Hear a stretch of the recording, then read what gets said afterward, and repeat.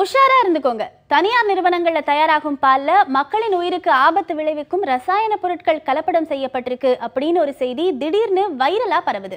இந்த செய்தி வாட்ஸ்அப்ல வந்திருந்தா அட சும்மா சொல்றாங்கயான்னு கண்டுக்காம விட்டுடலாம். ஆனா தமிழக பால்வளத்துறை அமைச்சர் ராஜேந்திர பாலாஜி கிட்ட இருந்து இந்த எச்சரிக்கை வந்திருக்கு. அதனால நாம கொஞ்சம் உஷாரா தான் இருக்க வேண்டியிருக்கு.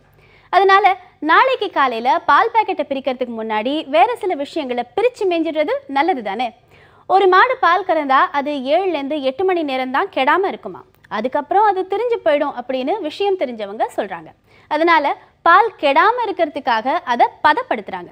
இங்க தாங்க ஆரம்பிக்குது கோளாறு. பால் இல்லாமல் நான் இல்லை அப்படின்னு சொல்ற அளவுக்கு நம்ம ஊர்ல மக்கள் பாலை பயன்படுத்திட்டு இருக்காங்க. நாள் முழுக்க காஃபி, டீ, உணவுன்னு ஏதோ ஒரு வகையில மக்களுக்கு பால் தேவைப்பட்டுக்கிட்டே இருக்கு. அதனால பாலை பதப்படுத்தி சப்ளை பண்ண வேண்டிய கட்டாயம் உருவாக்கியிருக்கு. இங்கதான் தனியார் நிறுவனங்கள் உள்ள நுழையுது. பாலை பதப்படுத்துறதுக்காக தண்ணி, யூரியா, ஸ்டார்ச், மைதா மாவு, குளுக்கோஸ் அது இதுன்னு கலந்துடுறாங்களாம். இதெல்லாம் தரமான பாலா கலப்பட பாலா அப்படிங்கிற சந்தேகம் திடீர்னு வந்துருச்சு. இந்த பதட்டத்துக்கு காரணம் அமைச்சருடைய அறிவிப்பு தான். வெளுத்ததெல்லாம் பால் இல்லைன்னு மக்களை எச்சரிக்கை செஞ்சது நல்லதாவே பார்க்கப்பட்டாலும் அமைச்சர் பதவியில் இருக்கிற ஒருத்தர் எச்சரிக்கை மட்டும் பண்ணினா போதுமா அப்படிங்கிற கேள்வியும் எழத்தானே செய்யுது.